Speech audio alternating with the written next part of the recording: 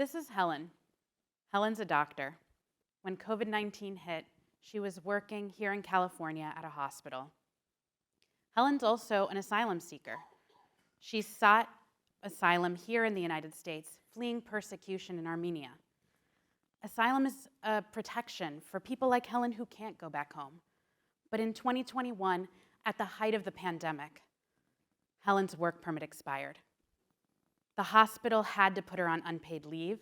She couldn't work, and they couldn't find anyone to replace her. That's when Helen reached out to the organization I co-founded, the Asylum Seeker Advocacy Project. ASAP is an organization of over 500,000 members. That's 175 countries represented, asylum seekers living all across the United States, including several of my own relatives. We use technology to help our members navigate the immigration system. We create clear how-to guides, share important immigration news, and help answer our members' legal questions. ASAP is also member-led. That means that our members collectively set our agenda. So when Helen reached out about her work permit, we had to survey our members. And we knew that she wasn't alone. We heard from over 1,000 ASAP members who said that they had either lost their job or were about to. All of this due to US government processing delays. Now, I know what ASAP members can accomplish when they work together as a collective. They have the power to not just make the immigration system better for asylum seekers, but to push it forward for all immigrants. At the time, we identified 2 ways forward to get the government to act: sue them or shame them. It's that simple.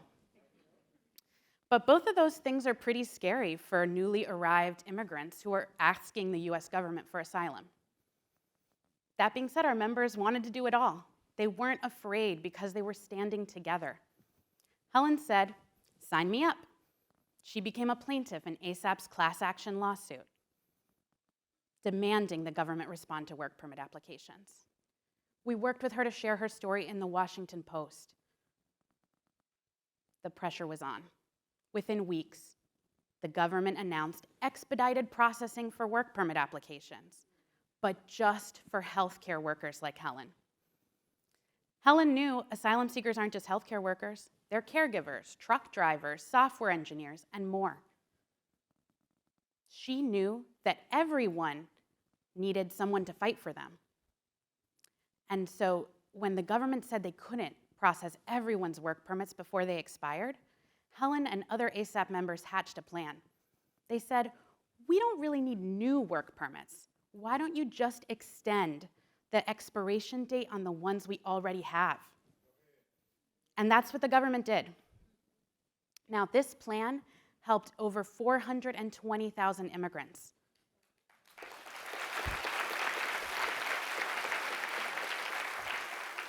And that wasn't just ASAP members, wasn't just asylum seekers, but many other immigrants as well.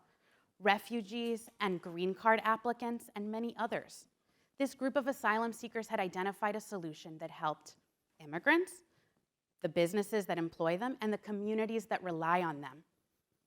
And I know with ASAP members in all 50 states and US territories that all of us in this room live in a community where asylum seekers are contributing and giving back.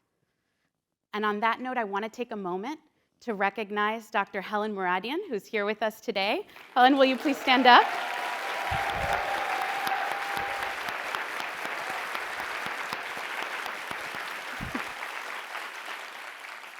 It's when asylum seekers like Helen stand up, speak out, and come together, demanding better from our immigration system, that real change begins. And it's the job of all of us in this room to listen to them and to make sure we're following their lead.